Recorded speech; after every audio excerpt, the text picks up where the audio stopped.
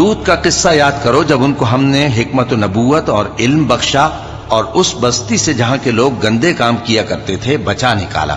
بے شک وہ برے اور بد کردار لوگ تھے اور انہیں اپنی رحمت میں داخل کیا، کچھ شک نہیں کہ وہ نیک کرداروں میں تھے۔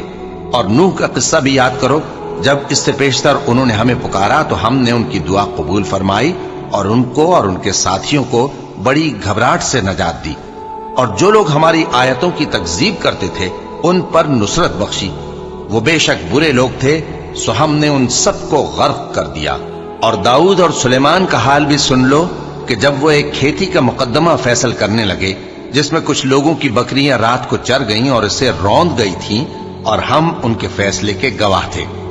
تو ہم نے فیصلہ کرنے کا طریق سلیمان کو سمجھا دیا، اور ہم نے دونوں کو حکمت و نبوت اور علم بخشا تھا، اور ہم نے پہاڑوں کو داؤد کا مسخر کر دیا تھا کہ ان کے ساتھ